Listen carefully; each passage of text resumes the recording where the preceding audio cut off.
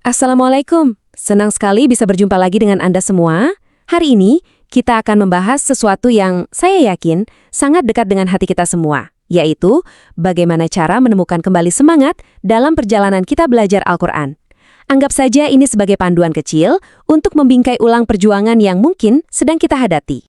Coba kita jujur sejenak. Pernah nggak sih ada satu momen di mana Anda merasa lelah, ragu, atau bahkan kepikiran buat berhenti di tengah jalan? Saat semangat yang di awal begitu membara, tiba-tiba kok rasanya jadi redup? Kalau jawaban Anda iya, ketahuilah, Anda sama sekali nggak sendirian. Perasaan itu adalah bagian dari proses yang dialami banyak orang. Dan sekarang, kita akan coba cari bersama-sama kunci untuk membuka lagi pintu semangat yang mungkin terasa sedikit macet itu. Baik, mari kita mulai dengan tantangan pertama, yang mungkin paling umum kita rasakan, yaitu momen di awal ketika semuanya terasa begitu besar dan berat. Coba bayangkan ya, Anda membuka Al-Quran, merasakan tebalnya halaman, terus Anda dengar teman yang bacaannya sudah begitu lancar. Tiba-tiba pikiran, wah mustahil nih, muncul.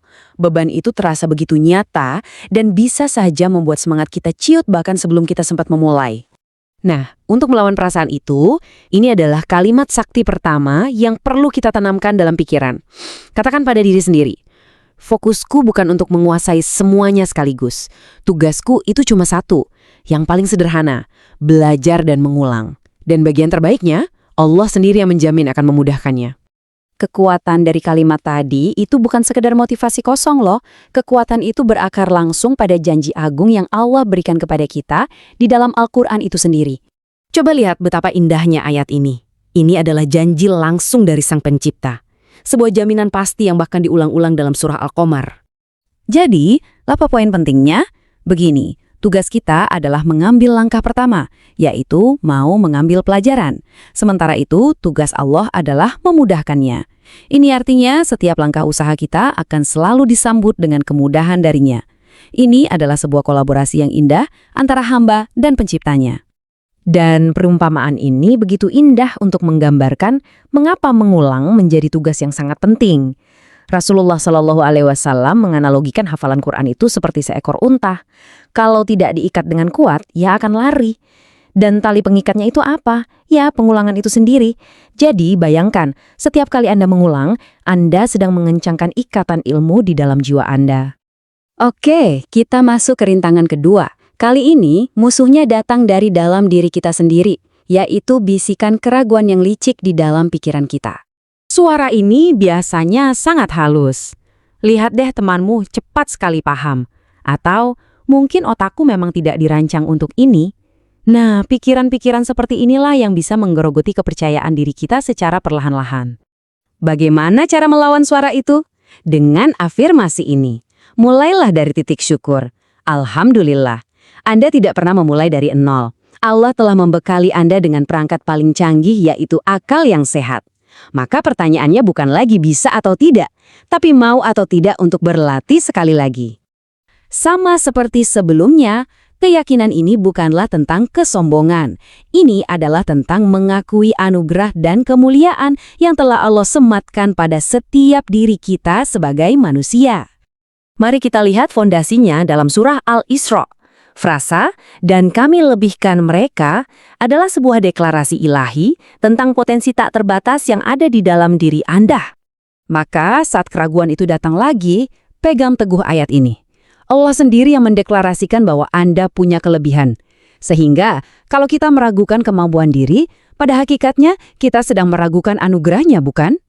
Percayalah pada potensi luar biasa yang telah Dia titipkan di dalam diri Anda. Sekarang, kita tiba pada tantangan ketiga yang seringkali terasa paling menyakitkan, yaitu perasaan tidak berharga saat kita membandingkan diri kita dengan orang lain. Ini adalah jebakan perbandingan yang sangat umum. Anda melihat si A hafalannya sudah sekian juz, si B tajwidnya sudah sempurna, lalu Anda melihat diri sendiri dan bertanya, kontribusiku apa? Aku bukan siapa-siapa. Lawan perasaan itu dengan deklarasi nilai diri yang kuat ini. Ingat, nilai Anda tidak diukur dari seberapa cepat hafalan Anda. Anda sudah berharga sejak awal mula. Anda berharga di mata Allah dan sangat berarti bagi orang-orang yang mencintai Anda. Jadikan cinta mereka sebagai bahan bakar, bukan sebagai beban perbandingan. Mari kita perdalam lagi ya. Al-Quran memberikan kita setidaknya 4 bukti yang tak terbantahkan tentang betapa berharganya diri kita masing-masing. Lihatlah 4 pilar ini yang menopang nilai diri Anda. Anda diciptakan dalam bentuk terbaik. Anda dimuliakan di atas banyak makhluk lain. Anda diberi amanah agung sebagai khalifah di bumi. Bahkan, alam semesta ini ditundukkan untuk mendukung kehidupan Anda. Nah, setelah mengetahui semua ini, coba tanyakan pada diri sendiri, bagaimana mungkin aku merasa tidak berharga? Jadi, setelah kita membedah 3 tantangan utama tadi, kita telah mengumpulkan 3 kunci mental yang bisa membuka kembali pintu semangat kapanpun ia mulai terasa berat untuk didorong. Inilah rangkumannya. 3 kunci mental, 3 senjata andalan Anda. Saat jalan terasa berat, genggam janji kemudahan dari Allah. Saat ragu menghampiri, syukuri karunia akal. Dan saat merasa kecil, ingatlah status mulia yang Dia anugerahkan. Simpan 3 kunci ini di saku perjuangan Anda ya. Sebagai penutup, ada satu pertanyaan untuk Anda bawa pergi. Dari ketiga kunci tadi, manakah yang paling bergema di hati Anda saat ini? Pilih satu, bisikan pada diri Anda, dan biarkan itu menjadi bahan bakar untuk langkah Anda selanjutnya. Mari mulai kembali dengan semangat yang terbarukan. Semoga perjalanan kita semua senantiasa dimudahkan.